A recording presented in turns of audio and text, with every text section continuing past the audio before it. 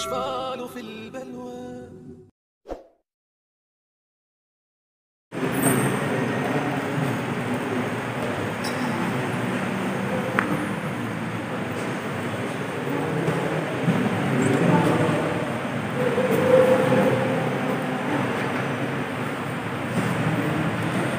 Bismillahirrahmanirrahim.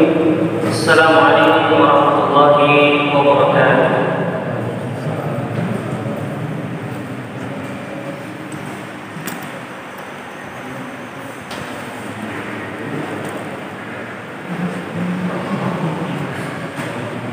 Innal hamdalillah nahmaduhu wa nasta'inuhu wa nastaghfiruh wa na'udzu billahi min shururi anfusina wa min sayyiati a'malina.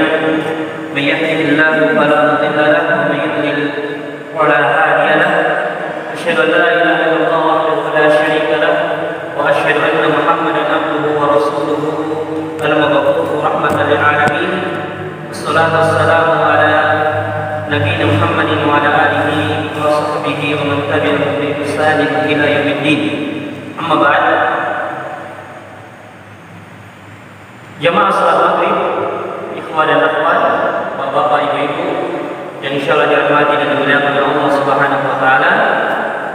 Alhamdulillah kita kembali memuji Allah Subhanahu wa taala di mana pada malam yang berbahagia ini Allah Subhanahu wa taala masih memberikan kita kesehatan, umur yang panjang, ditambah keimanan di dalam diri kita sehingga kita masih bisa menghadiri salat berjamaah, ditambah melakukan aktivitas yang sangat dicintai dan dimuliakan Allah Subhanahu wa taala, yaitu bermajelis ilmu.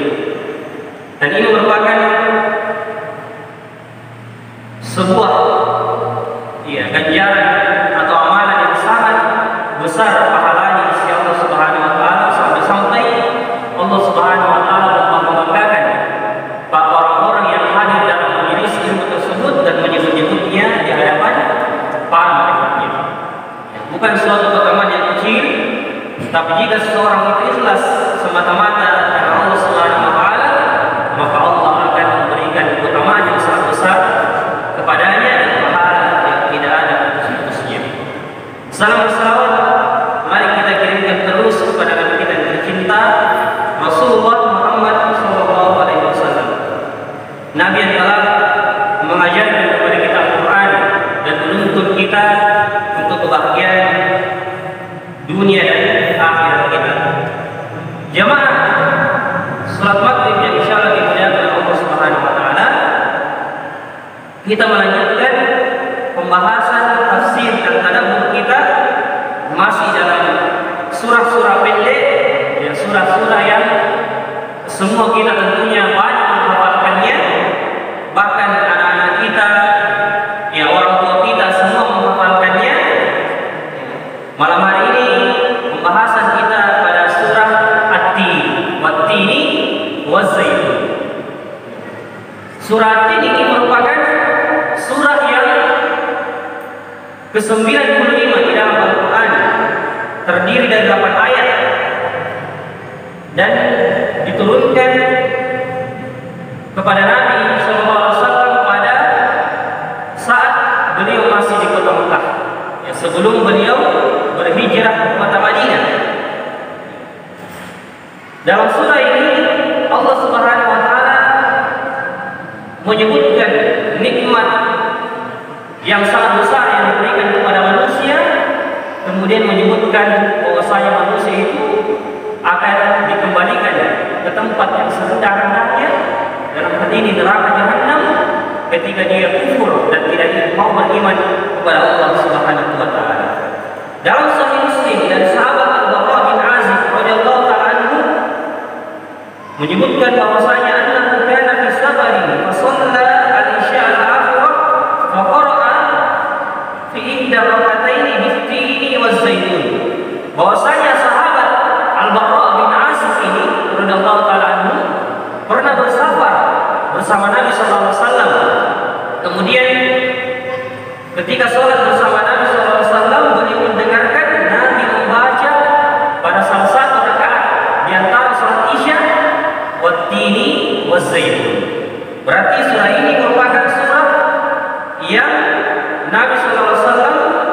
sering membacanya di dalam salat. Allah Subhanahu wa taala memulai surah ini dengan sumpah, di mana Allah Subhanahu wa taala berfirman, "A'udzu billahi minasyaitonir rajim. Bismillahirrahmanirrahim. Wat-tini waz-zaitun." Demi buah tin dan buah zaitun. Wa turi sinin, dan demi gunung Sinai. Wa hadzal baladil amin, dan demi kota aman ini yaitu Makkah Al-Mukarramah. Kemudian datang jawaban sumpah tersebut, laqad khalaqnal insana fi ahsani taqwim. Sungguh-sungguh kami telah menciptakan manusia dalam bentuk yang sebaik-baiknya. Pertanyaannya sekarang, apa hubungan sumpah yang Allah Subhanahu wa taala sebutkan?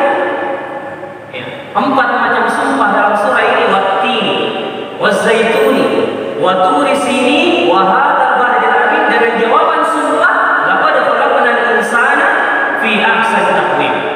Jadi Allah Subhanahu wa taala, kita tahu bahwasanya Allah bersumpah dengan makhluknya, dengan makhluk apa saja sesuai dengan kehendaknya. Adapun kita tidak boleh bersumpah kecuali atas nama Allah Subhanahu wa taala. Tapi Allah Subhanahu wa taala berkehendak untuk bersumpah dengan apa saja dari makhluknya. Dan jika Allah Subhanahu wa taala bersumpah dengan makhluknya di dalam Al-Qur'an, itu menunjukkan bahwasanya makhluk atau sesuatu itu menunjukkan sesuatu yang agung, yang mulia di sisi Allah Subhanahu wa taala. Dan tidaklah Allah Subhanahu wa taala bersumpah di dalam Al-Qur'an tentang sesuatu kecuali sumpah itu pasti berhubungan dengan jawaban sumpah. Jawaban dari sumpah yang Allah Subhanahu wa taala sebutkan. Ya.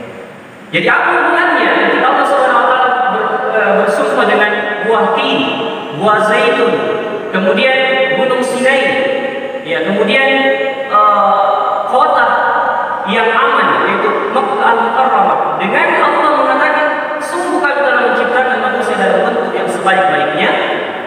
Ulama kita menjelaskan bahwasanya Allah Subhanahu wa taala bersumpah di dalam ayat ini menggunakan 4 macam sumpah, menunjukkan bahwasanya apa yang Allah sebutkan dalam 3 ayat pertama ini, wat-tini waz-zaitun, wa turi sini, wa hadzal baladil amin, tempat diutusnya 3 nabi yang sangat mulia. Ya. Wat-tin, Allah Subhanahu wa taala berfirman demi buah tin. Ya. Buah tin yang dimana Allah Subhanahu wa taala bersumpah dengannya, yang sama saja jika Allah Subhanahu wa taala bersumpah dengan negeri Syam secara umum. Karena buah tin itu banyak tumbuh di negeri Syam. Ya. Suriah, Palestina, ya, apalagi pokoknya negeri Syam secara umum. Kemudian waz-zaitun, isyarat daripada nama kita bahwasanya Allah bersumpah dengan kota Palestina. Ya, waz-zaitun, karena Allah Subhanahu wa taala menumbuhkan buah zaitun dan tidak ada buah zaitun yang paling berkualitas kecuali yang tumbuh di kota Palestina. Ya. Wat-tin waz-zaitun. Jadi kalau kita ditanya, apakah Allah Subhanahu wa taala bersumpah dengan negeri yang mulia ini? Tidak ada kita dapati dalam Al-Qur'an Allah mengatakan wa Filistin, ya, demi Palestina, tidak ada. Tapi ada isyarat dalam surah At-Tin bahwasanya Allah bersumpah dengan kota Palestina, menunjukkan kemuliaan dari kota yang mulia ini. Apa itu? Ketika Allah mengatakan wat-tini waz-zaitun, demi buah tin dan buah zaitun. Jadi setelah Allah Subhanahu wa taala bersumpah secara umum dengan menyebutkan buah tin yang tumbuh secara umum di negeri Syam, Allah mengkhususkan penyebutan buah zaitun untuk mengkhususkan penyebutan kota Palestina. Ya, jemaah yang dimuliakan Allah Subhanahu wa taala. Ya. Kemudian wa turi sini, dan wat-tini waz-zaitun, isyarat dari Allah Subhanahu wa taala bahwasanya tempat inilah diutus banyak nabi dan rasul, termasuk Nabi Allah Subhanahu wa taala yang mulia Nabi Isa alaihi salam. Ya. Kemudian wa turi sini, demi gunung Sinai, tempat isyarat tempat diutusnya Nabi kita Nabi Musa alaihissalam. Ya, gunung yang berberkah atau di sekitarnya adalah tempat berberkah. Bil wadi muqaddas tuwa, yang Allah Subhanahu wa taala sucikan lembah di sekitar gunung tersebut, karena gunung tersebut tempat menerima wahyu pertama dan tempat Nabi Musa berbicara dan berdialog langsung dengan Allah Subhanahu wa taala. Gunung Sinai. Kemudian jadi itu isyarat waktu di sini isyarat bahwasanya itulah tempat diturunkannya wahyu kepada Nabi Musa alaihissalam. Jadi pertama, Wattini Wazaitun tempat Nabi Isa diutus, Waturi Sinin tempat Nabi Musa diutus alaihissalam, wa hadzal baladil amin dan demi kota Makkah yang aman ini tempat siapa? Nabi kita Muhammad SAW diutus di permukaan bumi ini. 3 tempat dan Nabi yang paling di antara Nabi yang paling mulia di dalam Al-Quran dan di dalam silsilah keturunan para Nabi Rasul 3 Nabi ini. Yaitu Nabi Isa alaihissalam, Nabi Musa dan Nabi kita Muhammad SAW. Jadi 3 tempat ini atau Allah menyebutkan 2 kemudian tempat itu mengisyaratkan bahwasanya Allah Subhanahu wa taala telah mengutus 3 nabi Allah Subhanahu wa taala yang membawa wahyu yang sama, menyerukan sesuatu yang sama. Nabi Isa, Nabi Musa dan Nabi kita Muhammad SAW menyerukan satu tujuan, visi dan misi. Satu visi dan misi yaitu Allah ta'ala agar kalian tidak menyembah kecuali hanya kepada Allah Subhanahu wa taala dan menjauhi segala sembahan selain Allah Subhanahu wa taala. Dan Allah Subhanahu wa taala mendatangkan jawaban sumpah dan mengatakan laqad khalaqnal insana fi ahsani taqwim. Sungguh kami telah menciptakan manusia dalam bentuk yang sebaik-baiknya. Seakan-akan Allah mengatakan. Jadi kita hubungkan. Sekarang kita hubungkan bagaimana jawaban hubungan sumpah ini dengan jawaban sumpah tersebut. Seakan-akan Allah mengatakan, wahai manusia, sungguh saya telah memberikan dan menciptakan engkau dalam bentuk sebaik-baiknya. Aku telah memberikan kepadamu kelebihan-kelebihan dan aku telah memberikan kepada wahyu dengan nabi-nabi yang Allah utus, di antaranya Nabi Isa, Nabi Musa dan nabi kalian, Nabi Muhammad, nabi terakhir Nabi Muhammad SAW, untuk kebahagiaan dunia kalian dan akhirat kalian. Maka ketika Allah Subhanahu wa taala menciptakan manusia dalam bentuk sebaik-baiknya, Allah tidak menginginkan jika manusia mengingkari nikmat Allah Subhanahu wa taala dan terjatuh pada tempat yang serendah-rendahnya. Kalau Allah mengatakan setelahnya, "Tsumma radadnahu asfala safilin." Kami memang menciptakan mereka dalam bentuk yang sebaik-baiknya, tapi kami juga akan mengembalikan dia pada tempat yang serendah-rendahnya. Kita kembali. Jadi Allah Subhanahu wa taala berfirman dalam surah yang mulia ini, Wattini Wazaitun. Banyak pendapat dari kalangan ahli tafsir tentang arti wattini. Namun pendapat yang tentu lebih masyhur, lebih terkenal adalah salah satu buah yang dinamakan buah tin yang tumbuh di negeri Syam, buah tin. Dan buah tin ini kenapa Allah Subhanahu wa taala memilihnya di antara banyaknya buah? Karena sebagian ulama salaf mengatakan tidak ada buah yang paling menyerupai buah di dalam surga kecuali buah tin. Kenapa? Apa sebabnya? Sebagian ulama kita mengatakan bahwasanya karena buah tin itu sebelumnya karena sifat buah-buahan surga adalah buah-buah tersebut tidak terhalang, mudah diambil, kemudian mudah dipetik, dan juga ketika dimakan tidak ada sesuatu yang dibuang dari buah tin. Kulitnya, isinya, semuanya tidak ada yang dibuang, semuanya dimakan. Itulah keistimewaan buah tin. Dan sebagian ilmuwan mengatakan bahwasanya di antara keajaiban buah tin, dia mengandung gizi yang sangat tinggi. Bahkan ada sebagian ulama yang mengatakan atau ahli kedokteran mengatakan bahwasanya dia bisa mencegah kepikunan, kepikunan, buah tin. Buah tin itu pernah kami coba satu kali ketika di Saudi. Dia segini saja besarnya, seperti uang logam atau lebih besar sedikit dari itu. Dia bundar, kemudian dia kecut-kecut manis. Tapi memang awalnya mungkin kita tidak suka kalau pertama kali mencobanya, tapi insya Allah kita niatkan untuk menjadikan buah tersebut sebagai obat. Dan subhanallah, tidak ada satupun yang Allah Subhanahu wa taala ambil di dalam Al-Qur'an sebagai sumpah kecuali menunjukkan bahwasanya buah tersebut atau sesuatu tersebut sangat dimuliakan dan memiliki keistimewaan di sisi Allah Subhanahu wa taala dan dalam kehidupan manusia. Kemudian Allah berfirman, "Was-zaitun," demi buah zaitun. Ya, subhanallah. Ya. Dan kita sudah tahu ya, bagaimana manfaat dari buah zaitun tersebut, minyaknya saja ya dapat menyembuhkan berbagai macam penyakit. Ya. Dan Allah Subhanahu wa taala menyebutkan di dalam Al-Qur'an bahwa ini merupakan buah dan pohon yang diberkahi. Ya, buah dan pohon yang diberkahi sebagaimana firman Allah Subhanahu wa taala, ya, ka'annaha kawkabun durriyyun yuqadu min syajaratin mubarakatin zaitunatin la syarqiyyatin wa la gharbiyyah yakadu zaituha yudhi'u walau lam tamsashu nar. Di ayat surah Nur Allah mengatakan yaitu pohon zaitun yang tumbuh tidak di timur dan tidak pula di barat, yang minyaknya saja hampir-hampir menerangi walau tidak disentuh api. Ya.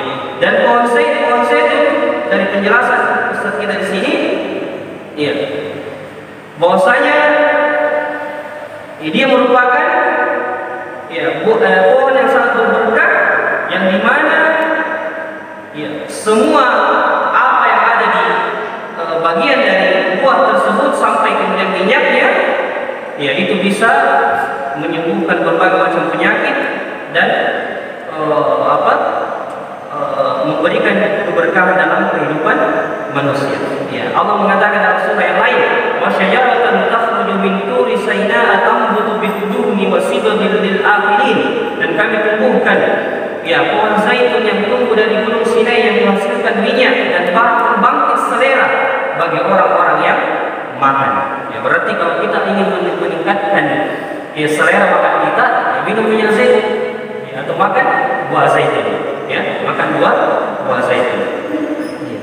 Kemudian Allah mengatakan, "Wa turi sinin," ya, tur artinya demi gunung, ya, tur artinya gunung Sinai, ya, tempat Nabi Musa alaihissalam ya menerima wahyu pertama ketika Allah Subhanahu wa taala mengajaknya berbicara, dan di sekitar gunung tersebut ya disucikan oleh Allah Subhanahu wa taala sampai ketika Nabi Musa dipanggil oleh Allah untuk menerima wahyu tersebut, ya Allah mengatakan kepada Nabi Musa, ya fakhla 'alaik innaka bil wadi muqaddas tuwa, lepaskan sandalmu wahai Musa karena engkau berada di lembah ya, atau di sekitarmu adalah tempat yang diberkahi dan disucikan oleh Allah Subhanahu wa taala.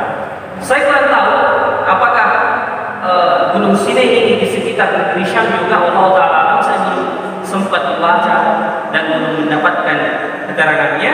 Bisa ibu cari nanti di mana letak Gunung Sinai tersebut, di tempat Nabi Musa alaihissalam menerima wahyu pertama dari Allah Subhanahu wa taala. Ya, kemudian Allah mengatakan wa hadzal baladil amin, dan demi kota Mekah yang aman ini. Ya, subhanallah. Jadi Allah Subhanahu wa taala mengatakan tentang kota Mekah, ya, bahwasanya dia adalah negeri yang aman. Siapa saja yang memasukinya dia dalam keadaan terjamin aman. Ya, sebagaimana firman Allah Subhanahu wa taala di surah Al-Imran, "Fihi ayatun bayyinatun maqam Ibrahim wa man dakhalahu," barang siapa yang masuk ke dalamnya kana aminan, maka dia dalam keadaan aman, ya, dan jauh dari keburukan. Dan bentuk bahwasanya Allah Subhanahu wa taala menjadikan kota ini aman, bayangkan sampai hewan-hewan buruan dilarang untuk kita ya, berburu di dalam kota Mekah. Jadi tidak boleh orang memburu binatang-binatang di dalam sekitar wilayah kota Mekah. Tidak boleh tebang pohonnya. Ya, kemudian bahkan sebagian ulama menyebutkan tidak boleh dicabut rumputnya. Ya, subhanallah. Dan tidak boleh ada pertumpahan darah di dalamnya. Ya, karena Allah Subhanahu wa taala menjamin man dakhalahu kana aminan. Barang siapa yang memasukinya, ya dia dalam keadaan aman. Dan dalam hadis disebutkan bahwasanya ya semua tempat di permukaan bumi ini di akhir zaman nanti akan dimasuki oleh Dajjal kecuali dua tempat, yaitu Mekah dan Madinah. Ya, tidak akan pernah dan tidak akan bisa dimasuki oleh Dajjal dan para pengikutnya, karena Allah telah menjamin dua kota ini, ya, kota yang berberkah, yang dijamin keamanan di dalamnya. Ya. Ya. Wa man dakhalahu kana amina. Jadi itu keistimewaan dari kota Mekah yang Allah Subhanahu wa taala ya utus nabinya sallallahu alaihi wasallam di dalam. Kemudian kita masuk ke dalam jawaban dari semua tersebut. Allah mengatakan laqad khalaqnal insana fi ahsani taqwim. Setelah Allah bersumpah dengan sumpah-sumpah yang tadi, Allah mendatangkan jawaban dari sumpah itu. Laqad khalaqnal insana. Sungguh-sungguh kami telah menciptakan manusia dalam bentuk yang sebaik-baiknya. Iya. Kalau kita perhatikan surah-surah yang turun di Mekah di awal-awal dakwah dari Nabi kita Muhammad SAW, khususnya dalam juz amma ini, banyak sekali berbicara tentang tabiat manusia, sifat-sifat manusia, kemudian bagaimana akhir dari kehidupan manusia, dan bagaimana manusia itu dikembalikan oleh Allah Subhanahu wa taala, dan bagaimana keadaannya di hari kiamat. Banyak sekali kata-kata al-insan di dalam surah-surah dalam juz amma ini. Coba kita perhatikan. Dalam surah ini Allah mengatakan laqad khalaqnal insana fi ahsani taqwim. Sungguh kami telah menciptakan manusia dalam bentuk yang sebaik-baiknya. Dalam surah Al-Adiyat Allah mengatakan innal insana ya bi rabbih lakanud. Sungguh manusia itu sangat ingkar kepada Tuhannya. Ya, di ayat yang lain ya Allah mengatakan ya ayyuhal insanu innaka kadhibun ila rabbika kadhan famulaqi. Dalam surah Al-Insyiqaq, wahai sekalian manusia, sesungguhnya kalian betul-betul bekerja keras dan menginginkan apa yang kalian usahakan sampai kalian menemui Tuhan kalian. Ya. Apalagi ketika Allah Subhanahu wa taala mengatakan ya apa? Ya. Falyanzuril insanu mimma khuliqa. Dalam surah Al-Tariq, falyanzuril insanu. Ya, ada kata-kata al-insan lagi. Hendaklah manusia memperhatikan dari mana ia diciptakan. Ya. Dalam surah Abasa Allah mengatakan falyanzuril insanu ila ta'ami. Dan perhatikanlah, hendaknya manusia memperhatikan bagaimana makanannya, dari mana dia mendapatkannya, dari mana dia mendapatkannya. Ya, sebenarnya sekali Allah bercerita tentang sifat, tabiat, dan bagaimana kriteria dari manusia itu. Makanya surah-surah Makkiyah ya Allah sebutkan tentang manusia secara umum. Beda dengan di surah-surah yang turun di Madinah yang Allah memanggil khusus panggilan dengan ya ayyuhalladzina amanu, wahai orang-orang yang beriman.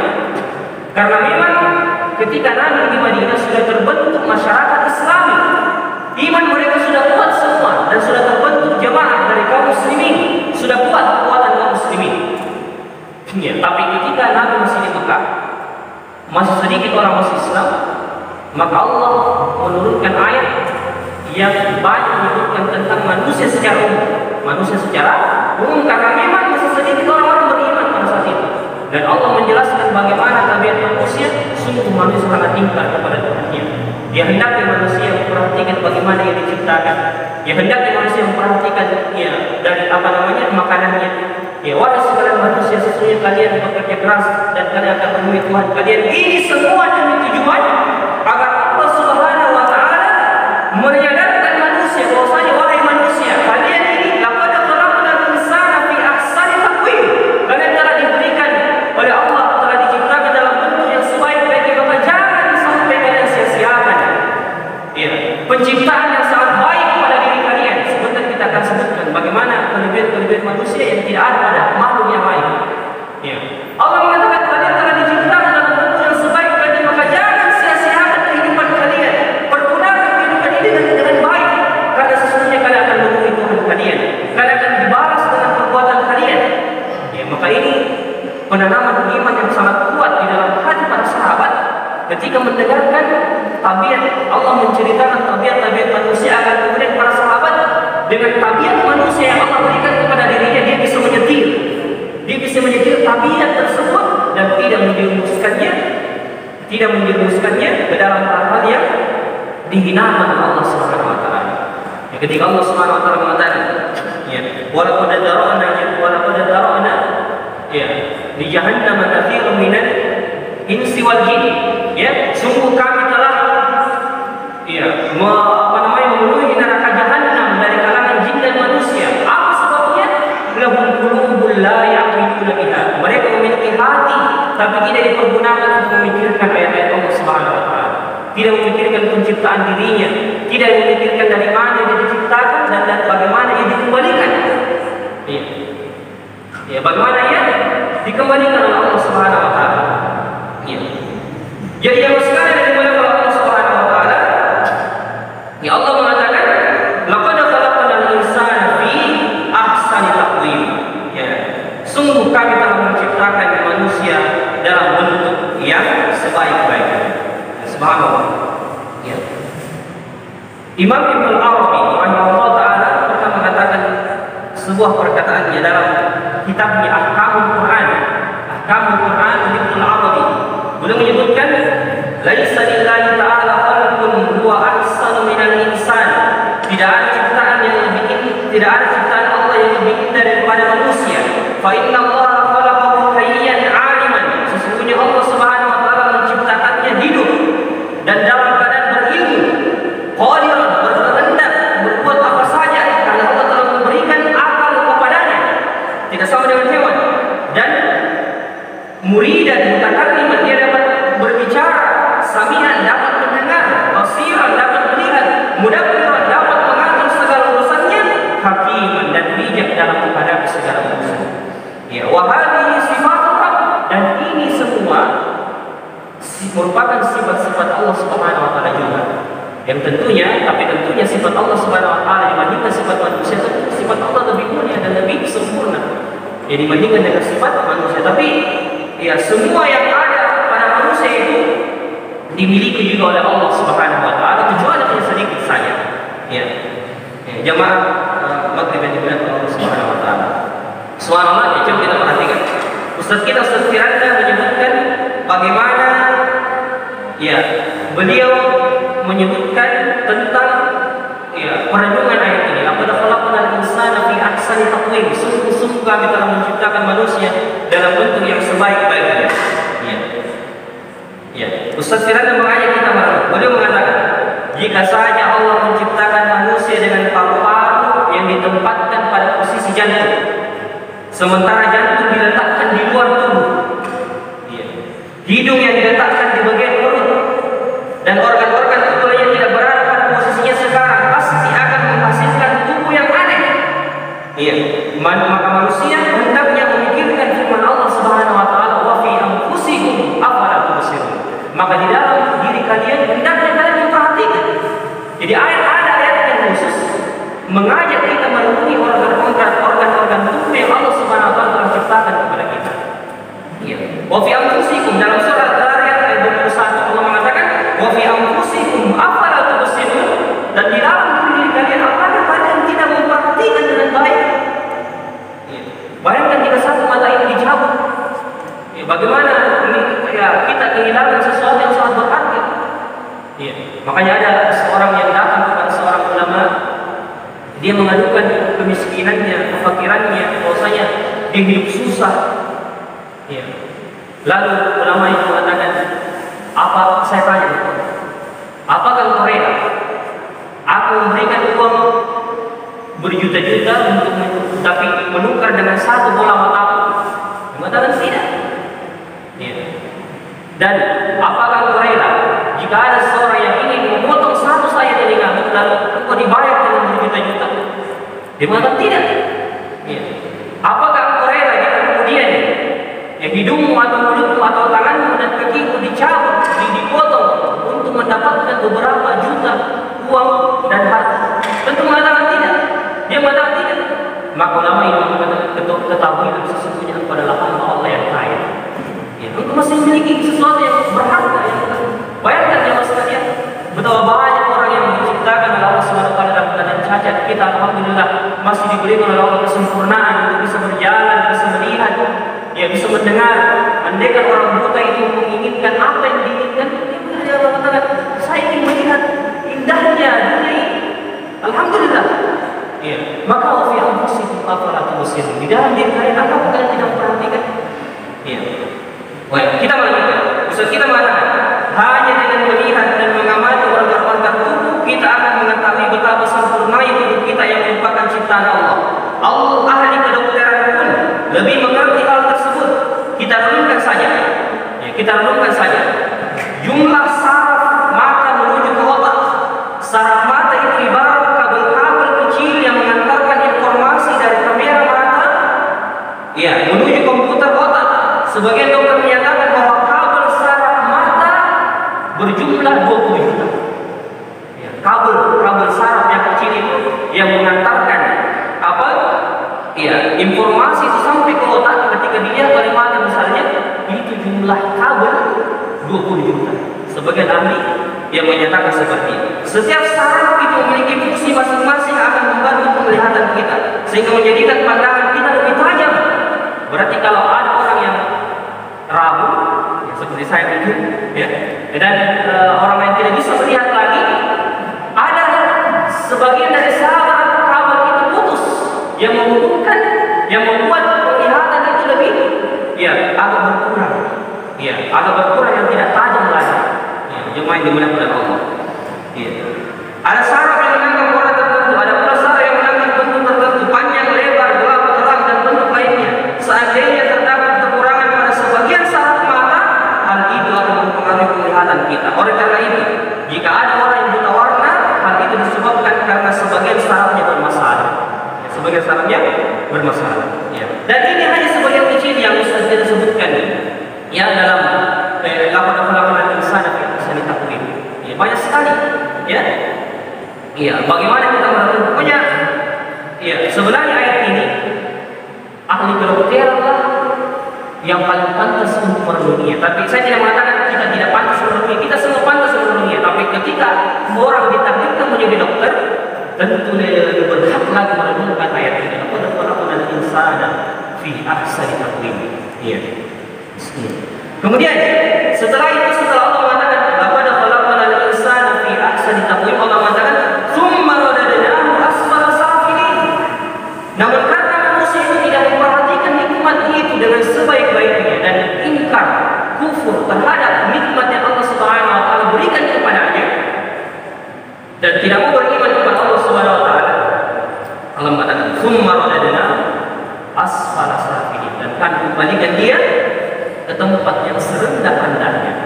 Ulama tafsir memiliki dua pendapat dalam tafsir dari ayat ini. Tsumma radadnahu asfala safilin. Ya, pendapat yang pertama yaitu yang tentunya yang lebih kuat karena sesuai dengan kalimat-kalimat yang tersusun dari surah ini, yaitu tsumma radadnahu asfala safilin, kami akan kembalikan dia ya dan ke tempat yang serendah-rendahnya, maksudnya neraka jahanam.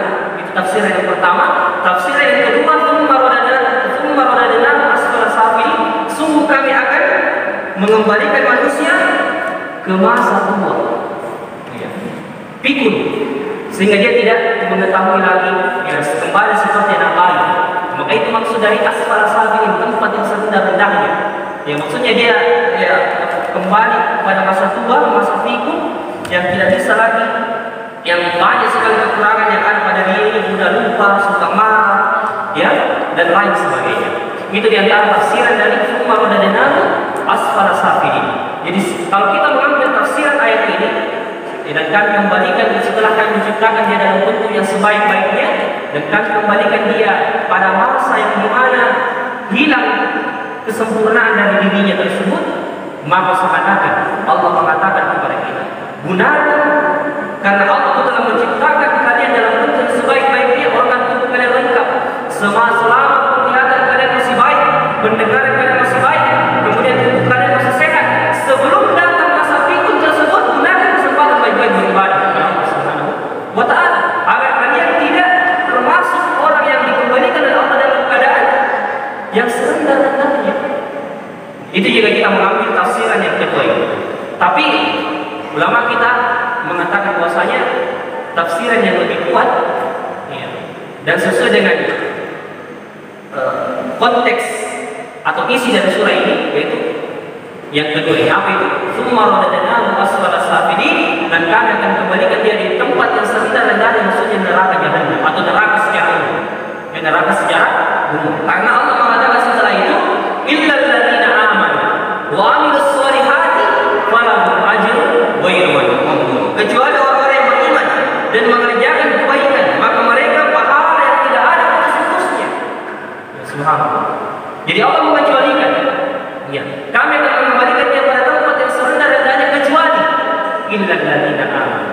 wa amilus sholihat, kecuali mereka yang beriman kepada Tuhannya, ya, dan beramal saleh. Tidak hanya beriman, ya, tapi dia tidak hanya yakin dalam hati dan tidak hanya mengucapkan dalam lisan, tapi dia membuktikan dengan amal perbuatan. Itulah hakikat dari iman.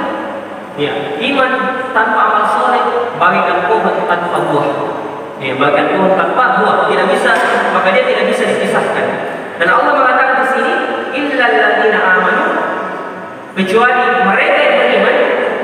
Dan Allah tidak datang dalam bentuk mufrad atau dalam bentuk sendiri. Maksudnya Allah tidak mengatakan kecuali dia atau orang yang beriman, tapi mereka yang beriman, menunjukkan bahwasanya ya, di antara hal yang dapat membangkitkan dan mengukuhkan iman kita adalah selalu bersama dengan jamaah. Karena Allah mengatakan di sini mereka yang beriman, berarti iman itu akan senantiasa melekat di dalam hati seorang hamba selama dia bersama dengan jamaah. Ya, bersama dengan jamaah. Ya, maka Nabi SAW mengatakan, ya, seorang muslim yang bersabar, yang bergabung bersama jamaah dan teman-temannya kaum muslimin dan bersabar dengan gangguannya, itu lebih baik daripada seorang muslim yang menyendiri, ya, dan tidak mau bergabung dengan jamaah, karena syaitan, ya, akan, ya, atau serigala akan menangkap domba-domba yang sendirian. Ya, maksudnya syaitan akan, ya, membinasakan orang-orang yang sendirian dan tidak ingin bersama jamaah. Ya, jamaah rahmatullah. Maka inilah pentingnya jamaah mereka yang beriman. Jadi illal ladzina amanu wa amilus sholihat, dan beramal saleh. Apa kriteria dari amal saleh itu? Dua kata ulama. Tidak dikatakan amal saleh kecuali memiliki dua ciri atau kriteria. Apa itu? Yang pertama, ikhlas lillahi subhanahu wa ta'ala, ikhlas memberikan ibadah itu semata-mata untuk Allah subhanahu wa ta'ala. Kemudian yang kedua, ittiba, ya, mengikuti apa yang dicontohkan oleh Rasulullah SAW. Jadi tidak dikatakan amal soleh kecuali memenuhi dua syarat ini, ikhlas dan mengikuti apa yang dicontohkan oleh Nabi SAW. Illal ladzina amanu wa amilus sholihati falahum ajrun ghairu mamnun. Orang-orang yang beriman dan beramal soleh. Jadi banyak sekali di dalam Al-Quran jamaah rahmatullah menyebutkan ciri orang bertakwa itu adalah yang memiliki iman, terutama terhadap hal-hal yang baik. Ya, Allah berfirman dalam ayat pertama, awal dari surah Al-Baqarah, Alif Lam Mim, dzalikal kitabul la raiba fihi hudan lil muttaqin, petunjuk bagi orang bertakwa. Ciri yang pertama yang Allah sebutkan dari ciri orang bertakwa tersebut, alladzina yu'minuna bil ghaib, mereka yang beriman kepada yang gaib, yang tidak terlihat oleh mata mereka. Ya. Kenapa? Karena semakin seseorang meyakini sesuatu, maka semakin dia termotivasi untuk melakukan hal tersebut. Bukankah kalau kita meyakini bahwasanya, ya, Allah Subhanahu wa taala memberikan kita yang pahala 27 kali lipat dan membangunkan istana kita di surga jika kita menjaga misalnya sholat sunnah, ya, itu kita imani. Dan memang kita lihat, dan sengaja Allah Subhanahu wa taala menyembunyikan pahala itu dan tidak memperlihatkan kepada orang-orang yang beriman untuk menguji di antara mereka siapa yang betul-betul beriman dengan janji Tuhan. Maka siapa saja yang beriman dengan janji Tuhan, Allah tambahkan hidayah dan petunjuk itu. Sebagaimana Ashabul Kahfi, Allah mengatakan innahum fityatun amanu bi rabbihim wa zidnahum huda. Mereka adalah pemuda-pemuda yang beriman kepada Tuhannya dan janji Tuhannya. Maka apa hasil dari keyakinan yang kuat kepada Allah Subhanahu wa taala dan iman yang ada di dalam hati mereka? Allah mengatakan wazidnahum huda, kami tambahkan hidayah dan petunjuk itu di dalam hati mereka, ya, sehingga mereka istiqomah di jalan Allah Subhanahu wa taala. Berarti iman atau semakin kuat iman dan keyakinan seseorang terhadap janji Allah Subhanahu wa taala dan apa yang disediakan oleh Allah Subhanahu wa taala, semakin termotivasi dia untuk beramal dan beribadah serta beramal saleh. Makanya selalu berpesan, illal ladzina amanu wa amilus sholihat. Tidaklah seseorang melakukan amalan soleh dan tidak semangat melakukan amalan soleh kecuali dia beriman atau beriman kepada Allah Subhanahu wa taala.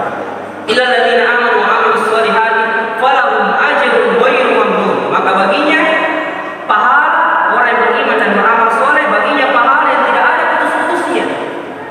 Ya. Ajrun ghairu mamnun ada beberapa tafsir dari para ulama. Pertama,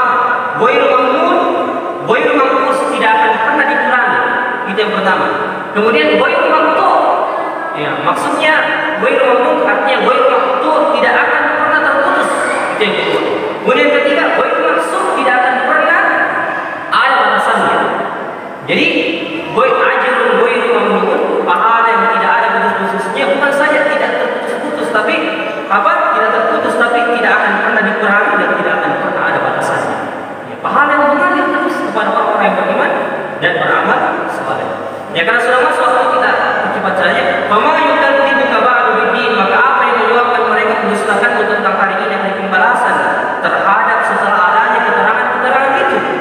Jadi sudah ada, Allah telah menyebutkan dia telah menciptakan manusia dalam bentuk sebaik-baiknya, telah memberikan dia Al-Quran sebagai petunjuk, dan kemudian telah menjelaskan secara detail bagaimana Allah menciptakan dia, ya dan ya memperlihatkan tanda-tanda kekuasaannya di permukaan bumi ini dan kebenaran kenabian dari Nabi kita Muhammad SAW. Fama yukadzibuka ba'du biddin, apa yang menyebabkan engkau mendustakan hari kiamat, hari pembalasan?